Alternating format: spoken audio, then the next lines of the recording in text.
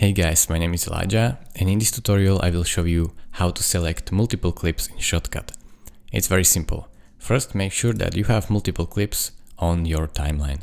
So I will select this first one, drag it on my V1 track, then I will select second one and drag it next to it. Now, let's say I want to keep this gap and move them both, but as you can see when I select one and then I click on other one, the other one deselects. So in order to select it as well, I will need to hold Command or Ctrl if you are on Windows. So holding Command, now as you can see, both clips are selected and I can move them both at the same time. So this is how really easy it is, guys. If you have 100 clips or if you have 2 clips, it works the same. Select both, move it where you want it to be.